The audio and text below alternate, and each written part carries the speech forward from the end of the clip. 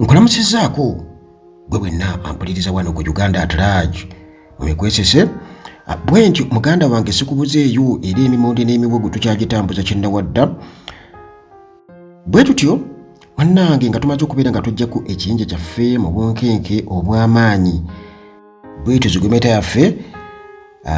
etunuddeko wali mu Uganda Law Society n'esiga eddamu z'okutwaliza awamu kubanga jjukira nti eno baalonda pulezidenti omupya Isaac Ssemakadde era abantu ne bagamba ti Ssemakadde mulalu oyo mulalu naye wannange ate wetwogerera essaawa eno abantu bagenda bajjulula endowooza zaabwe abamu balowooza nti omusajja mulalu Ssemakadde naye bye yakwogera bye yakakwatako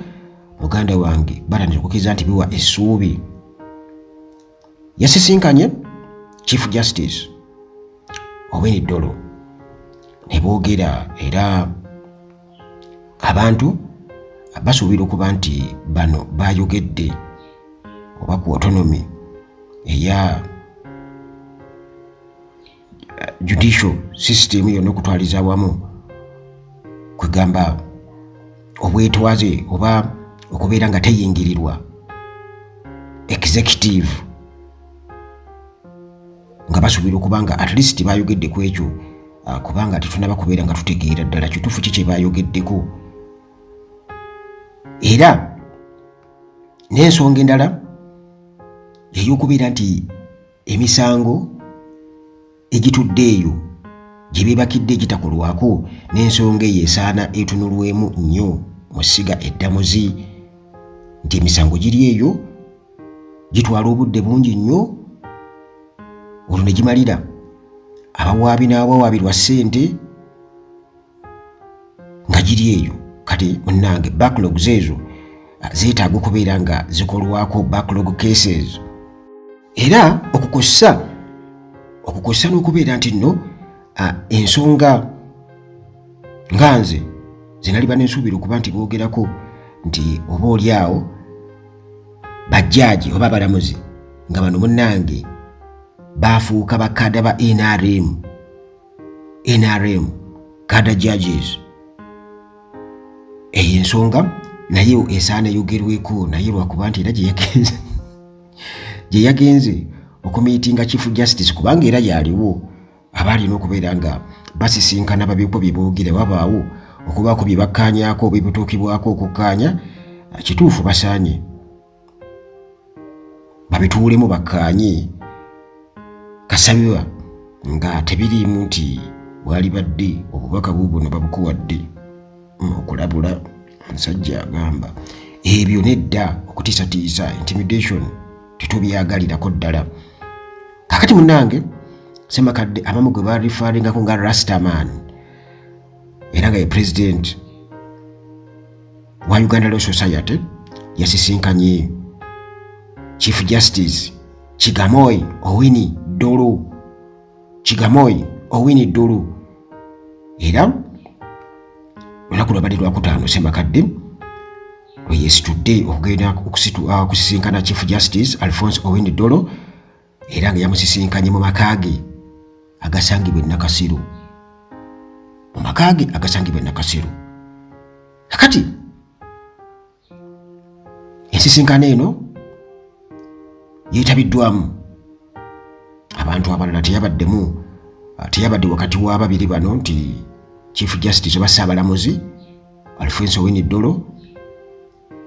ne President wa Uganda Law Society Ssemakadde wabaddeyo Uganda Law Society member Geoffrey Tulyamusiima wabaayo Milton Ochen ne wabeerayo ne Sheila Wagidaso n'abalala abo bonna munnange baabaddeyo. Kakati omugaso oba ensonga ekinyusi ekyokukyala bamemba ba Uganda Law Society kwe bakoze okubeera nti bagenda ewa Chief Justice Ssaabalamuzi kwabadde kwetoololera ku nsonga ez'amakulu ennyo era nga okutwaliza awamu kye batunyonnyodde bagamba nti zabadde zeekuusa ku ngeri munnange obulamuzi gye buddukanyizibwamu wano mu Uganda Ssemakadde era n'akiteekako essira nti kya mugaso nnyo okubeera nti nno wabaawo enkwatagana wakati w'essiga eddamuzi wamu ne balooya oba ba legal practitioners okusobola okubeera nti nno ensonga ez'amateeka zikwasaganyizibwa bulungi nnyo okukussa n'okubeera nti nno enkola etambulira ku mateeka ebukola mu ggwanga lyattu Uganda bye bigambo bya Ssemakadde era wano we yasinzidde okubeera nti nno anokolayo okusoomoozebwa mu justice system era ye mu ndowooza ye ng'agamba nti wandibaddewo enkyukakyuka ezikolebwa okakasa nti munnange ebintu bitambulira ddala bulungi wamu n'okubeera nti nno ebintu ebimu tebibeera bizibu kutuukako weesangawo ebintu ebizibu munnange okutuukako nga accessibility si nnyangu yadde n'akamu eri abo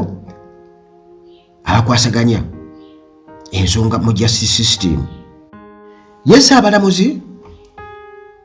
Chief Justice Owiny Dollo yeeyaniriza nnyo akafubo ke baabaddemu akataabaddemu kusika muguwa yadde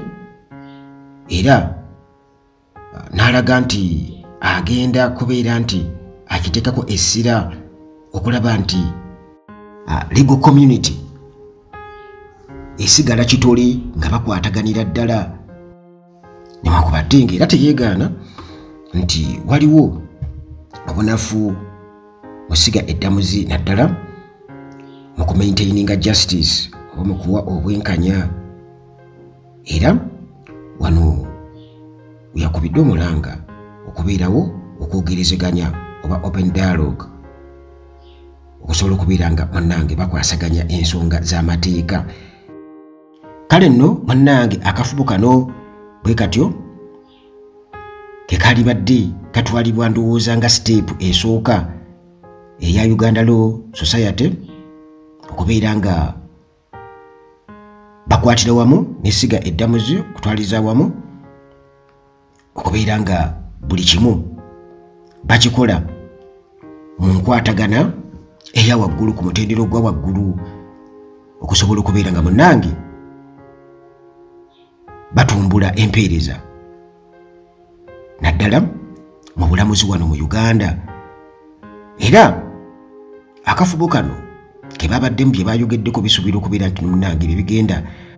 okubeera nga bigobererwa mu kukwatagana wakati w'essiga eddamuzi n'abo munnange abakwasaganya ebyamateeka abawolereza balooya era nga byonna bigendereddwa mu kubeera nga bistrengtheninga justice system wano mu Uganda. Kale munnange nga bwe bagamba nti tojajinga kitabo okusinziira ku kava yaakyo kirabika ne Ssemakadde bw'atyo bw'alabise nga atandise singa yali tayogera oba oliawo ng'asirika busirisi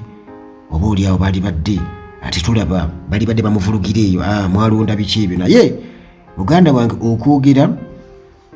kulungi nnyo ebiseera ebisinga obungi bwe tubayogera ku kintu ekituufu abasinga obungi batera omugamba genda mpola sipiidi gikendeeze ekola otya ggwe tomanyi kijja kukutuukako naye ng'okwogera kuba kwogera nti ne gw'oba ogamba nga yakola ekintu ekyo naye abeera awulira siraba lwaki abantu babeera bamuwaana buwaanyi butemu gw'owedde ekintu munnange kimalemu ennyo amaanyi kakati olwo tetwoyogere